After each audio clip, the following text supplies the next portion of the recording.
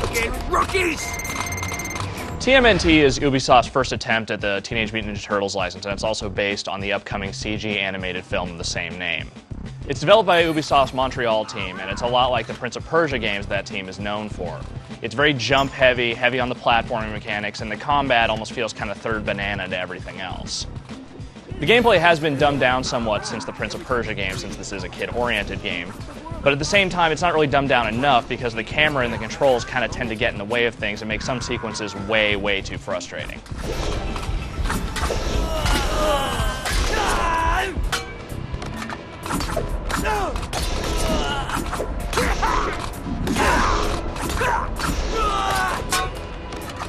TMNT ties basically into the film, and it puts the four turtles into this jump-heavy adventure where they spend most of the game leaping around buildings and cliffs and mountains and more buildings and a whole lot of buildings that seem very painstakingly laid out just for turtles to be able to hop around them. You can do all sorts of different stuff, like, jump and double jump as you would in any platformer, but you can also kind of wall climb, wall run, do a lot of wall jumping back and forth, and spend a lot of time hopping around walls for the most part. Yes, thanks for the idea. Swinging his nunchuckos in the air, using his blocking technique, will enable Michelangelo to hover above and suddenly fly away.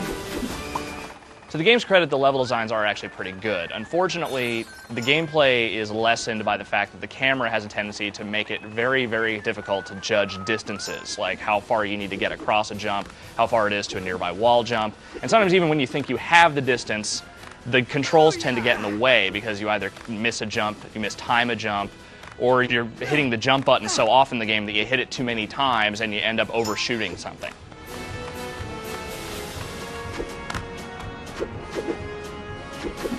The game also has combat, but the combat doesn't really go anywhere, or neither is it particularly interesting. You fight a lot of generic thugs and Foot Clan soldiers and whatnot, but at the same time, they all kind of fight the same. None of them are very aggressive, and you really only have one main attack button that you just kind of hammer endlessly, doing the same combo over and over and over again. Some of the older Turtle games are more combat heavy, so you might be expecting something more out of that, but really the combat just gets super repetitive very quickly, and the boss fights aren't much more interesting either. At the very least, TMNT is presented reasonably well. The game has kind of a nice art style that emulates the CG look of the movie pretty well. The environments are nice looking. It looks basically the same across all 5 of the home platforms that it's available for. There are some subtle differences. The 360 version is probably the best looking one just because, it's in HD, it has some more environmental textures. There's more dudes to fight, yet somehow the game is still just as easy. Conversely, the Wii version is probably the worst. It looks identical to the GameCube version in practically every way, blurriness and all. And the waggle controls really aren't very intricate or interesting. They're all based around combat, and all you do is this to do your main attack, and then you do this to kick. Suffice to say, that gets old very, very quickly. Regardless of which version of TMNT you end up playing, you're going to end up in basically the same feeling about it.